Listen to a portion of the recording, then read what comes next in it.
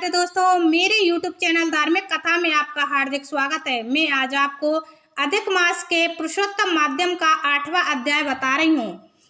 द्रौपदी की कथा। तो बोलो विष्णु भगवान की जय। सूत जी बोले, हे तपोधने, विष्णु और श्री कृष्ण का समस्त संवाद सुन नारद जी प्रसन्न हुए और पूछने लगे कि फिर आगे क्या हुआ।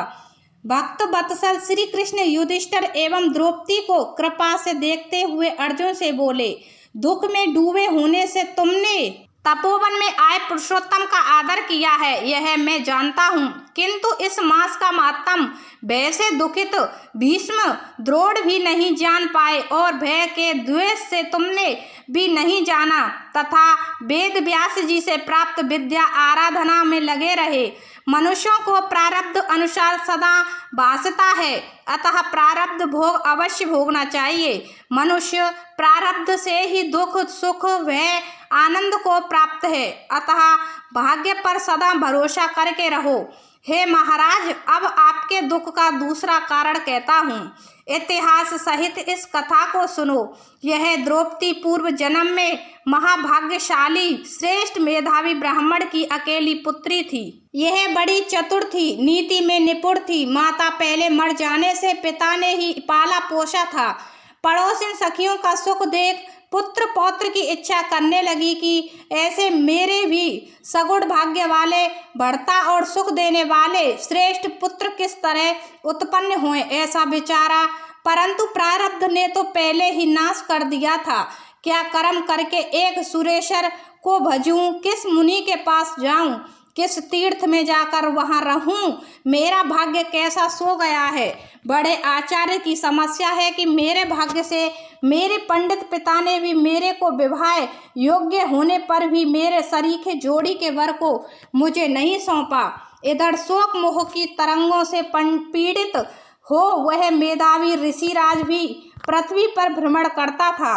कन्यादान के निमित्त जोड़ी का वर ढूंढने पर वैसा वर नहीं मिलने से जब अपने मनोरथ में निराश हो गया, तब ऋषिराज शरीर में व्याप्त दुख की तीव्र ज्वाला से व्याकुल और श्वास के ऊपर श्वास से युक्त दारुण मूर्छा से ग्रस्त गिरता पड़ता हुआ पृथ्वी पर लेट गया और पुत्री का स्मरण किया।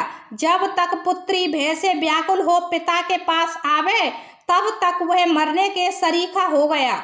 दैव योग से अकस्मात कांपता हुआ वह हरि में मन लगाता हुआ श्री हरि पुरुषोत्तम भगवान को इस प्रकार स्मरण करने लगा, हे राजेश, हे राधा रमण, हे अति उग्र दावानल के समान पाप हरने वाले, हे मुरारे, हे दामोदर, हे दीननाथ, तुम्हारे लिए मेरा बारंबार नमस्कार है। मेरी संसार रूपी समुद्र से रक्षा करो।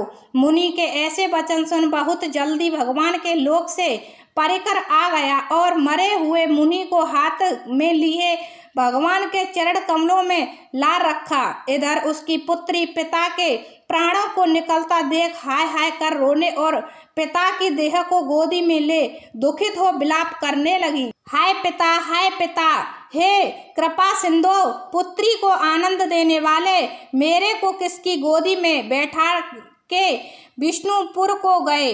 बिन पिता मुझे कौन रखेगा, ना मेरे भाई है ना कोई कुटुंब और मेरी तपस्वी माता भी नहीं। कौन मेरे भोजन कपड़ों की चिंता करेगा। वेद ध्वनि से शून्य तुम्हारे आश्रम में अब मैं कैसे रहूंगी। बिन विवाह करे ही आप कहाँ चले गए। हे तात, हे तपोनिधे, चुप क्यों रह गए हो। उठो उठो, अब तो बहुत ही सोए।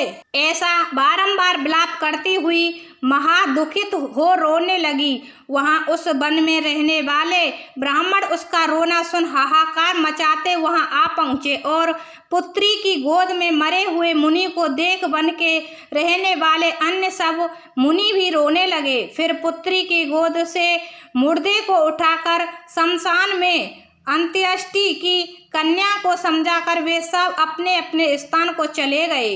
अब कन्या धैर्य धारण कर यथाशक्ति भजन करती हुई उस तपोवन में रहने लगी। तो ये अध्याय हुआ समाप्त। तो बोलो विष्णु भगवान की जय।